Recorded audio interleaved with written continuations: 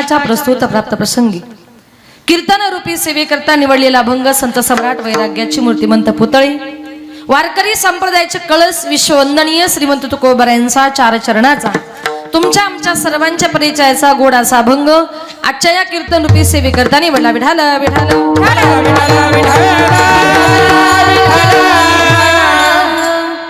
आलिया भोगासी असावे सादर दिवावरी भार घालून या अभंगाद्वारे जगद्गुरु तुकोबाराय म्हणतात की आपण या ठिकाणी जन्माला आल्यानंतर आपल्याला उपदेश करतात की आपण जन्माला आल्यानंतर आपल्या बरोबर कर्म नावाची गोष्ट ही बरोबर येत असते. कारण आपल्या जन्मालाच कारण आहे ती म्हणजे आपलं कर्म. मागच्या जन्मामध्ये ज्याप्रमाणे कर्म केले ते कर्म फेडण्याकरता तुम्ही आम्ही प्रत्येकजण या मृत्यू लोकांमध्ये जन्माला आलो. अगा कर्मी जे उरावे तेही सुख दुःखी फळावे आणि तया ते भोगावया यावे देहा एका. मागच्या जन्माचं काहीतरी कर्म शिल्लक आहे म्हणून हा पुढचा जन्म तुम्हाला मला प्रत्येकाला प्राप्त झालाय. मग ज्याप्रमाणे कर्म केले त्याप्रमाणे आलिया भोगासी असावे सादर. जे कर्म आहे जो भोग तुमच्या माझ्या वाट्याला आलाय त्याला तुम्हाला मला प्रत्येकाला काय करायचे सामोरं जायचंय. मग संत महात्मे म्हणतात कारण कर्म नावाची गोष्ट तुमच्या माझ्या प्रत्येकाच्या जीवनामध्ये बंधनकारक आहे.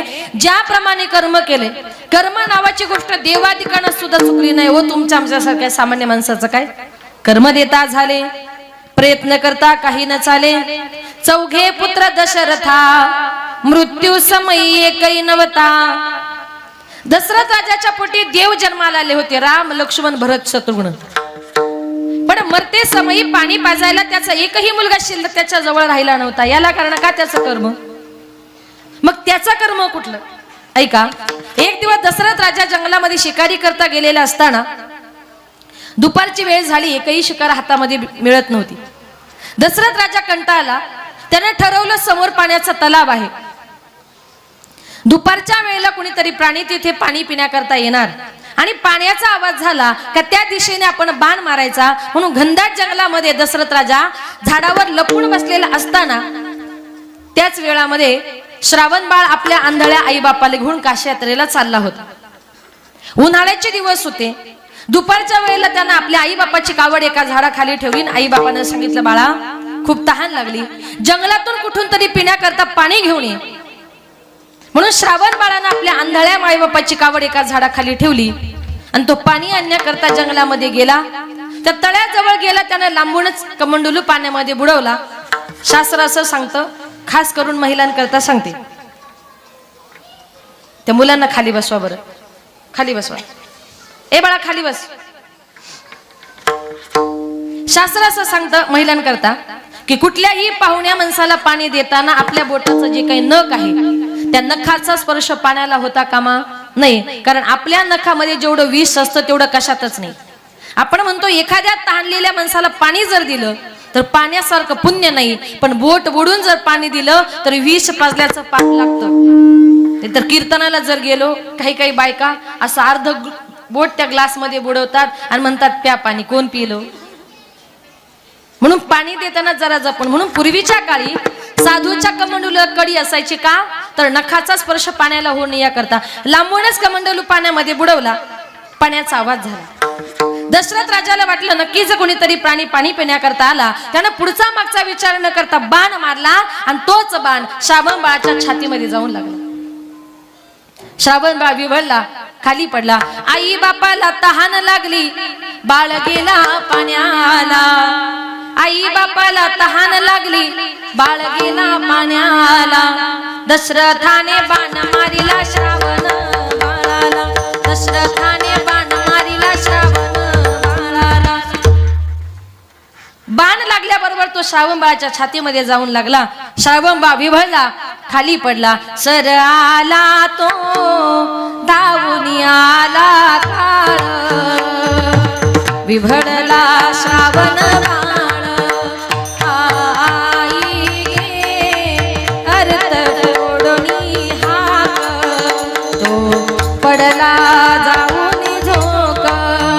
सर आला तो धावून आला काळ विव्हळला श्रावण बाळ.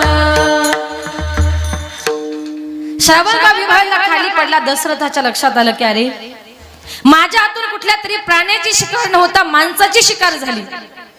पळत गेला, त्याला उचललं, त्याला विचारलं तू कोण आहेस? त्यानं सांगितलं मी श्रावण बाळ आहे. तू? मी दशरथ राजा आहे. त्यानं सांगितलं दशरथा, माझे मायबाप आंधळे आहेत, त्यांना घेऊन मी काशी यात्रेला चाललो होतो. त्यांचा मी एकुलता एक मुलगा आहे. माझ्या आई बापाला खूप तहान लागली होती, म्हणून त्यांना पाणी आणण्याकरता मी आलो होतो. पण दशरथा, तुम्हाला बाण मारलास, माझे प्राण घेतलेस, आता मी मरणार आहे, पण मरते समय माझी एकच इच्छा पूर्ण कर, माझ्या तहानलेल्या आंधळ्या माईबापाला पाणी नेऊन दे. एवढंच वाक्य बोलला आणि श्रावण बाळानं आई बाबा करत करत तिथे आपला प्राण सोडला. श्रावण बाळाचा मृत्यू झाल्यानंतर दशरथ राजानं तो पाण्याचा कमंडल उभारला. त्या श्रावण बाळाच्या आई बापाकडे गेला. त्यांनी हलकेच अंदाज घेतला समोरून कुणीतरी येतंय. पावलांचा आवाज आला. बरोबर आई बाप म्हणतात, बाळा अरे 2-3 तासापासून आम्ही तुझी वाट बघतोय रे, आमचे प्राण तहानेने व्याकुळ झालेत, तू आमच्याशी बोलत का नाही? तुला राग आला का? हवं तर रागव, पण आमच्या समोर असा गप्प उभा राहू नको. आणि तेव्हा त्याने सांगितलं मी श्रावण बाळ नाही, मी दशरथ राजा आहे. मग आमचा बाळ कुठे गेला? त्याने सांगितलं चुकून माझ्या हातून बाण लागला आणि तुमचा मुलगा गतप्राण झाला. एखाद्याचा तरुण मुलगा जर गेला आणि गेल्याची बातमी कानावर जर आली तर माय बापाची काय अवस्था होते हो?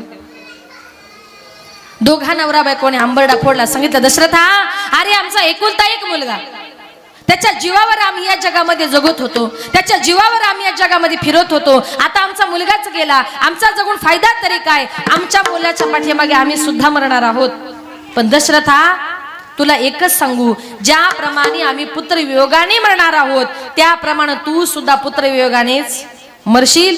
श्रावण बाळाच्या माईबापाचा शाप त्याला लागला आणि तेच कर्म पुढे कामाला आलं. जेव्हा दशरथ राजाचा मृत्यू झाला ना, तेव्हा राम आणि लक्ष्मण दोघे जण वनवासाला निघून गेले होते. भरत आणि शत्रुघ्न दोघे जण मामाच्या घरी होते. दशरथ राजा पाणी करत होता. एका सुमंत प्रधानानं पाणी पाजलं, पण 4 मुलांपैकी एकही मुलगा त्याच्या जवळ राहिला नव्हता. याला कारण का? श्रावण बाळाच्या आई बापाचा शाप. म्हणून 4घे पुत्र दशरथा. मृत्यू समय एकही नव्हता. देवाचा बाप होता तो.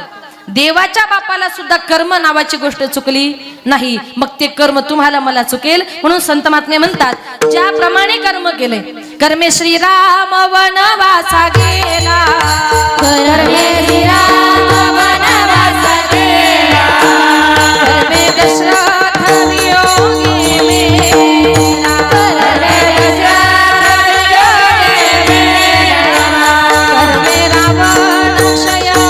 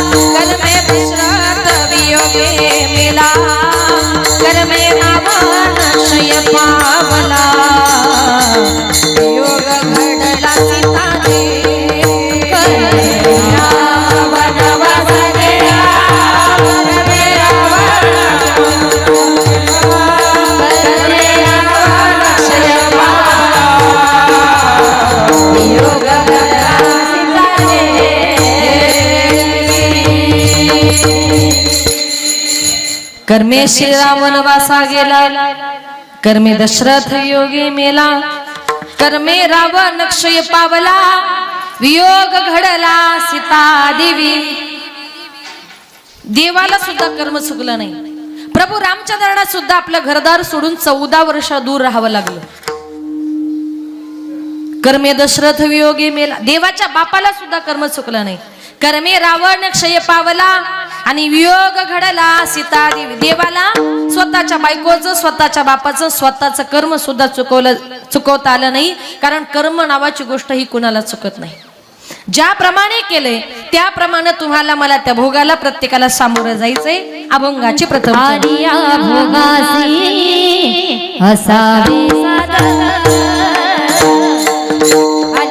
भोगासी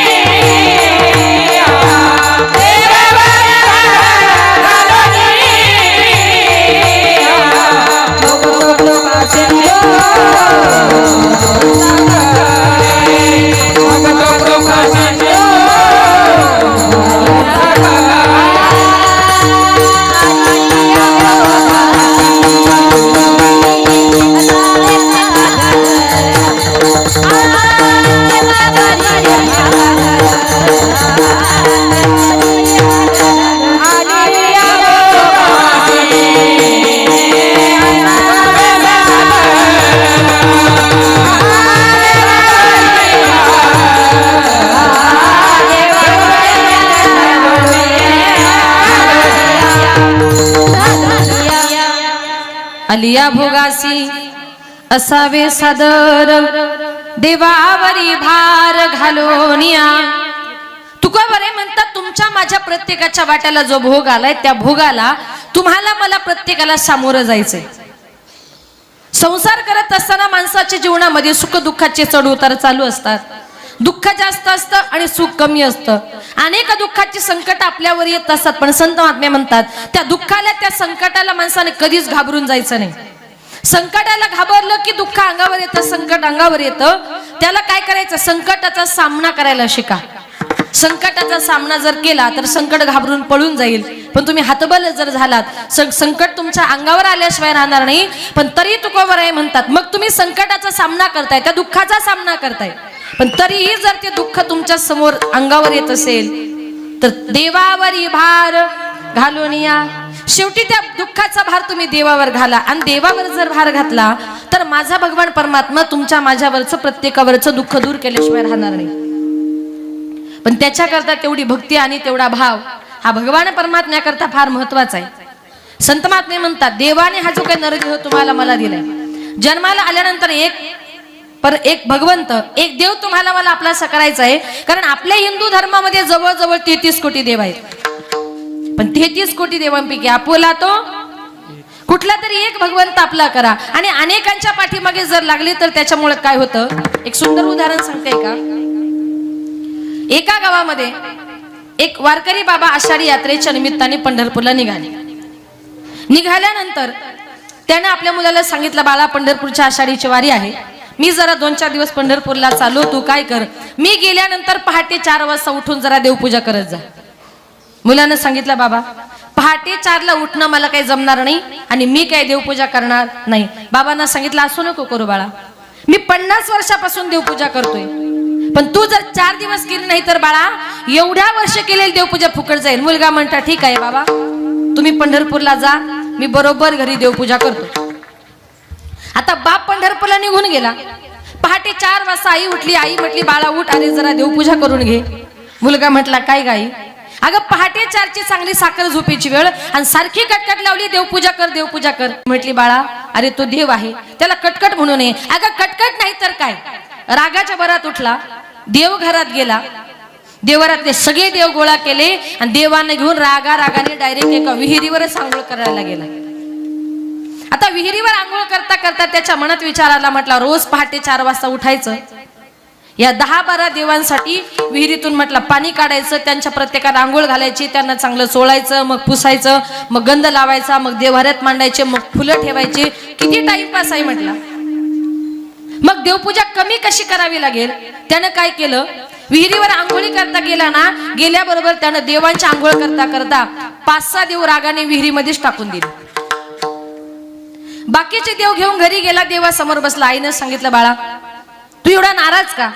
म्हटलं कसंही नाही, मी देवाला घेऊन विहिरीवर आंघोळ करण्याकरता गेलो, पण आंघोळ करता करता की नाही 5-6 देवांनी विहिरीमध्ये जीवच दिला. आता त्यांना सुक्त पडलं, मग गण कुठून लावायचा. आई म्हटली, बाळा अरे देव कधी जीव देतात का, देवांना कधी सुतक पडतं का. रागाच्या भरात उठली आणि त्याच्या एक ताडकन थोबाडीत मारली. एवढी जोरात थोबाडीत मारल्याबरोबर असा राग आला. रागाच्या भरामध्ये सकाळी उठला, रागाने डायरेक्ट आपल्या सासूरवाडीलाच निघून गेला. सासूबाई दारातच उभी होती. सकाळी 6 वाजता लांबूनच जावायला बघितलं आणि म्हणते, जावाई बापू अहो बरं झालं आलात, अहो देवानच तुम्हाला पाठवलं, अहो पंढरीच्या पांडुरंगानच तुम्हाला पाठवलं.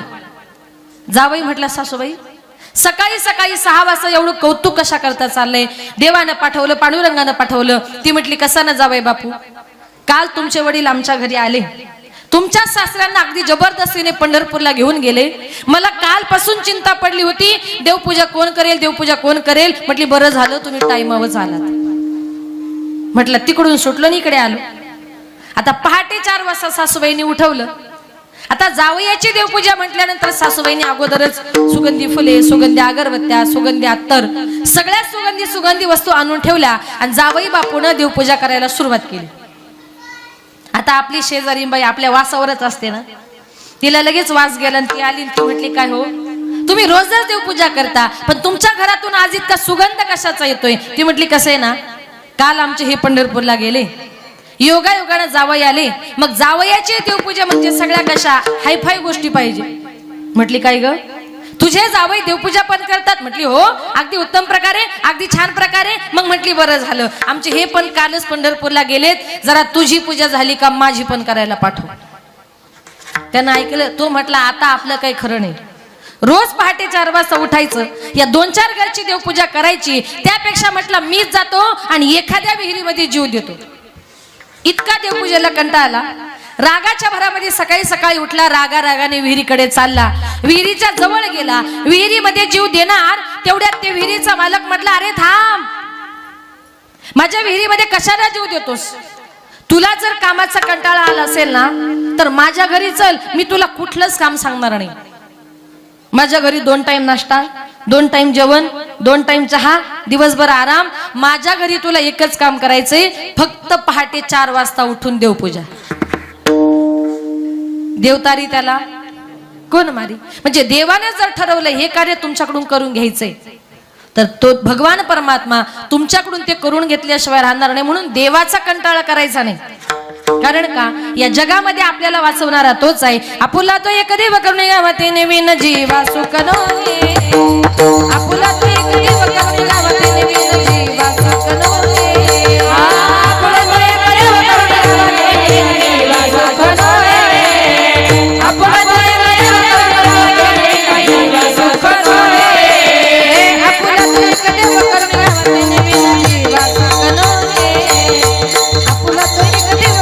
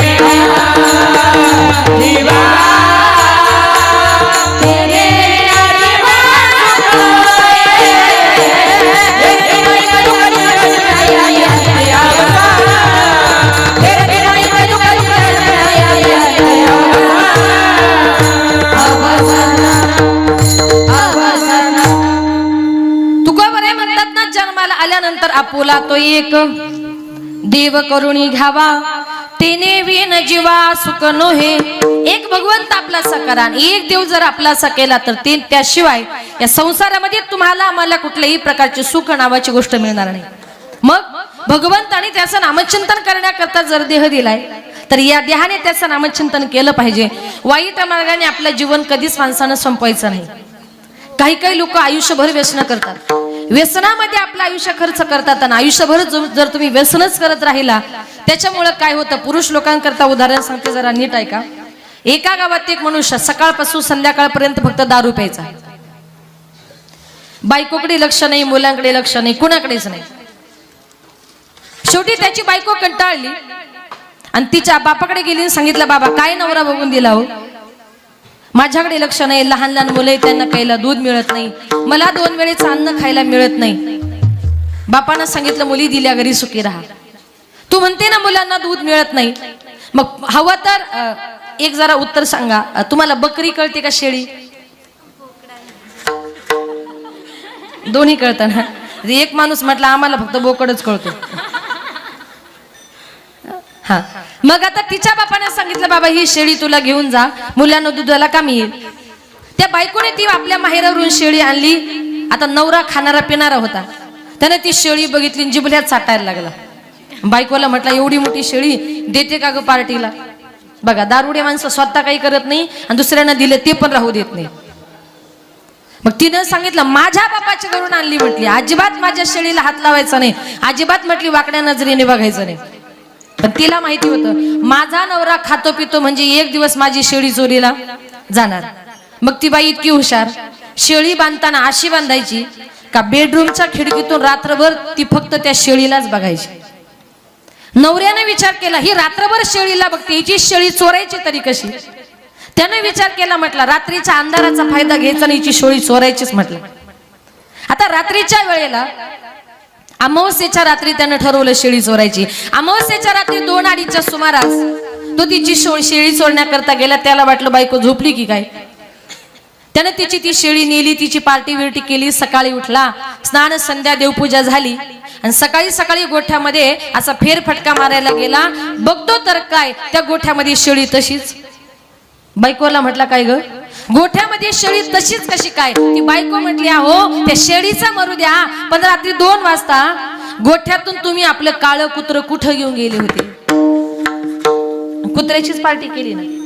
मग जीवनामध्ये पश्चात्तापाशिवाय दुसरं काही शिल्लक राहिलं का. संत महात्मे म्हणतात, विनाकारण वाईट मार्गाने तुमचं जीवन तुम्ही खर्च करू नका. क्या किया क्या किया क्या किया रे, क्या किया क्या किया क्या किया रे, तुम्हें जीवन गमा दिया क्या किया रे, जिसे पाना था उसको तो खो दिया रे, जिसे पाना था उसको तो खो दिया.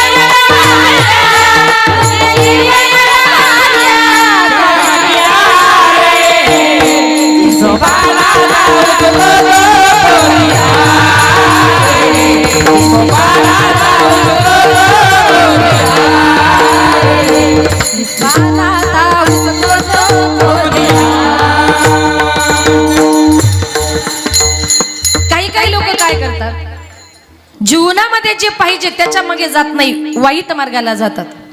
अमृत को छोड़ा पिता है शराब रे, भगवान के नाम को भूल दिया, विषयों के फंदों में बांधा गया तू, संत समागम को भूल गया, क्या किया क्या किया क्या किया रे.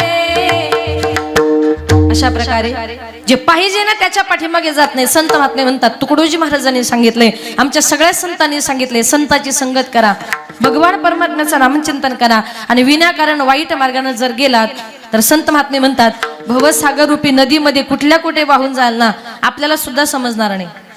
कारण भगवान परमात्म्याने त्याचं भजन पूजन चिंतन करण्याकरता हा देह दिलाय. मग आलिया भोगासी असावे सादर, देवावरी भार घालोनिया. मग आपल्या संसाराचा भार तुम्ही देवावर घाला. तुम्ही सांगाल संसाराचा भार देवावर जर घातला तर भगवान परमात्मा आमचा संसार सांभाळेल. तुकोबारे म्हटले सांभाळेल ना.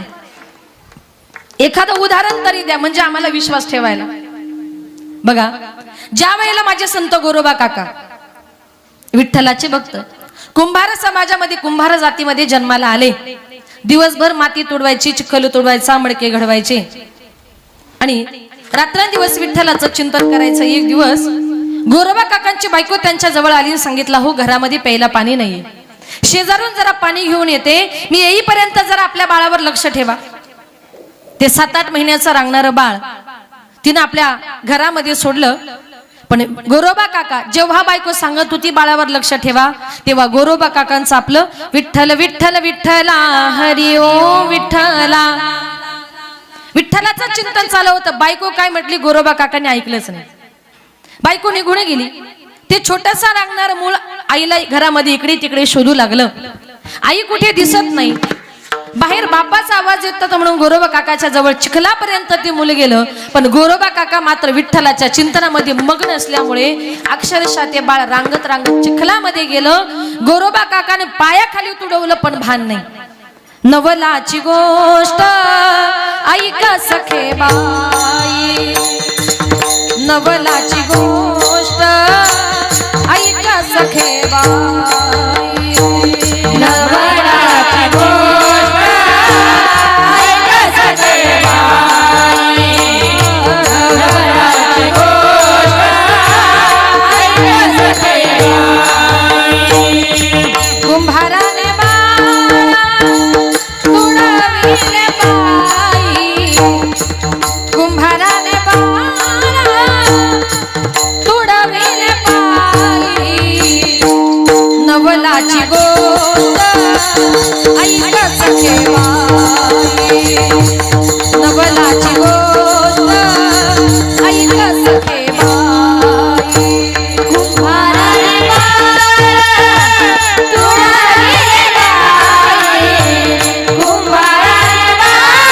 कुंभाराने तुडविले बाई, नवलाची गोष्ट ऐका सखे बाई, नवलाची गोष्ट ऐका सखे बाई.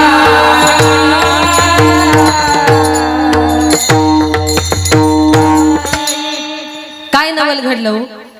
स्वतःच मूल स्वतःच्या बापानं पायाखाली तुडवलं. गोरोबा काकांना भान नाही. जेव्हा गोरोबा काकांची बायको पाणी घेऊन आली, आल्याबरोबर हंडा खाली ठेवला. माता गुंतली कामासीन चित्त तिच्या बाळापाशी. इतकं आईचं आपल्या मुलावर प्रेम असतं ना, का आपल्या मुलाशिवाय तिला दुसरं काही सुचत नाही. आल्याबरोबर हंडा खाली ठेवला. घरामध्ये इकडे तिकडे मुलाला शोधू लागली. मुलगा कुठे दिसत नाही. आजूबाजूला शोधलं, मुलगा कुठे दिसत नाही. गोरोबा काकांच्या जवळ गेली. म्हटलं, महाराज तुम्हाला सांगितलं होतं ना मुलाकडे लक्ष ठेवा, आपलं बाळ कुठे गेलं. गोरोबा काकाचं आपलं विठ्ठल विठ्ठल विठ्ठला हरी ओम विठ्ठला. एवढंही सांगून नवरा लक्ष देत नाही. तेवढ्यात गोरोबा काकांचं त्या बायकोचं लक्ष गेलं त्या चिखलाकडे. तर त्या चिखलामध्ये तिला मेलेलं मूल दिसलं, रक्त दिसलं. स्वतःचं मूल जर असं दिसलं तर मातेची काय अवस्था झाली असेल हो. तिनं हंबरडा फोडला. गोरोबा काकांच्या अंगाला स्पर्श केला आणि सांगितलं, महाराज अहो स्वतःचं मूल पायाखाली तुडवलं, एवढे तुम्ही त्या विठ्ठला करता वेडे झालात. बायकोने अंगाला हात लावला, ओरडली. म्हणून गोरोबा काकांची समाधी भंग पावली. काय झालं काहीच माहित नव्हतं. गोरोबा काका म्हटले, अगं मी माझ्या विठ्ठलाच्या चिंतनामध्ये मग्न झालोय आणि तू माझी समाधी भंग पावलीस. म्हणून तिला मारण्याकरता असा थोडासा हात वरती केला. तिने सांगितलं, महाराज माझ्या अंगाला हात लावाल ना तर तुम्हाला विठ्ठलाची शपथ आहे. काय सांगितलं, माझ्या अंगाला हात लावाल तर तुम्हाला विठ्ठलाची शपथ आहे. एकुलता एक मुलगा होता, तोही गेला. बायकोने शपथ घातली होती. मग तिने विचार केला, माझा संसार माझा प्रपंच चालणार तरी कसा. बापाकडे गेली. बापाला सांगितलं, घडलेला सगळा प्रकार सांगितला. बाबा माझ्या संसाराकरता माझी छोटी बहीण आहे ना, तिचं लग्न तुम्ही गोरोबा काकांशी लावून. आपल्या मुलीच्या सांगण्यानुसार छोट्या बहिणीचा विवाह पुन्हा गोरोबा काकांशी लावला. लग्न वगैरे झालं आणि संध्याकाळी नवरा नवरी तिच्या आई बापाच्या दर्शनाकरता गेले. आणि दर्शन घेत असताना तिच्या बापाने आशीर्वाद दिला, महाराज जसं मोठीशी वागलात ना तसं छोटीशी वागा. लक्षात आलं का तुमच्या? थोडं डोकं लावा. काय सांगितलं, जसं मोठीशी वागलात तसं छोटीशी वागा. म्हणजे तिनं शपथ घातली होती माझ्या अंगाला हात लावायचा नाही आणि हिच्या बापाने आशीर्वाद दिलाय, मोठीशी वागला तसं छोटीशी वागा. लग्न झालं. नवीन नवरी घरामध्ये आली, नवरा जवळ जात नाही. दोघी बहिणींनी प्लॅन केला, रात्रीच्या वेळेला गोरोबा काका झोपले की त्यांचे हात आपल्या अंगावर ठेवायचे 2:30च्या सुमारास गोरोबा काका गाढ झोपेमध्ये असताना दोघी बहिणी गेल्या. गोरोबा काकांचे हात घेतले, आपल्या अंगावर ठेवले आणि मध्यरात्री जेव्हा गोरोबा काकांना जाग आली, बघतात तर काय, आपले हात बायकोच्या अंगावर. अरे बायकोने शपथ घातली होती, अंगाला हात लावाल तर तुम्हाला विठ्ठलाची शपथ आहे. आज या हाताने माझ्या पांडुरंगाची शपथ मोडली, माझ्या विठ्ठलाची शपथ मोडली. पश्चाताप झाला आणि पश्चातापामध्ये उठले, घरामध्ये गेले, धारधार अशी विळी घेतली आणि धारधार विळीने आपले दोन्ही हात गोरोबा काकांनी तोडून टाकले.